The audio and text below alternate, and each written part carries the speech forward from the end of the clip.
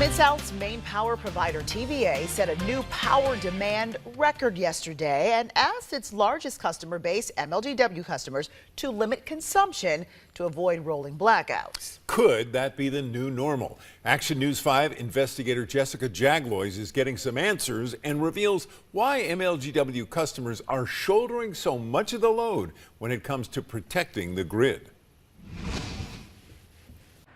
It feels like a new normal. Extreme winter weather wreaking havoc on Memphis light gas and water customers. The winter storm in February 2021 led to MLGW's first boil water advisory that lasted more than a week. Winter Storm Elliott in December 2022 contributed to power outages for millions of electricity customers in the eastern half of the country, including here in the Mid-South.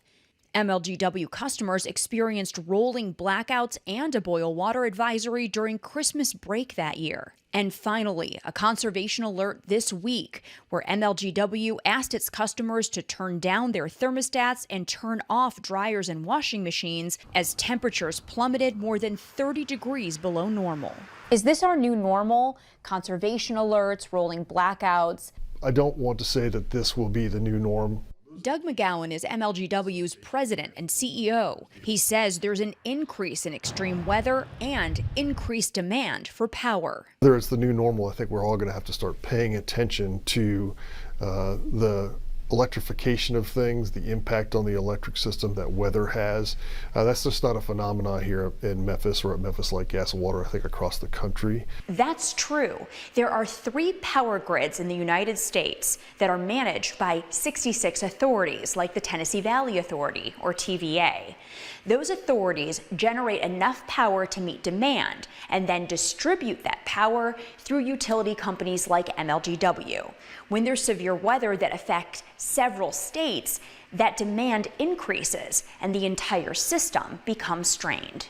But McGowan says TVA made 3 key upgrades since Winter Storm Elliott that kept the lights on this go-round. TVA is communicating more with MLGW about supply issues. It has winterized more equipment and added equipment to generate more power.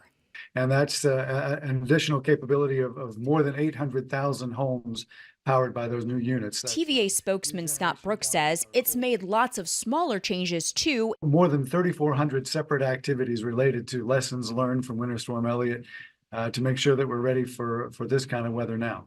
But McGowan says, although helpful, these could be short-term solutions. There is not an endless supply of electricity. We're going to have to take some actions to balance that with energy efficiency, some reasonable conservation efforts that we can all live with in our daily lives. For the investigators, I'm Jessica Jaglois. All right, so more power and better preparedness helped us all during this weather event, but MLGW says the real key to avoiding power outages was actually tree trimming. We have more details on that and the utility's efforts to upgrade its entire system in our investigators' web story at actionnews5.com. And a word about that tree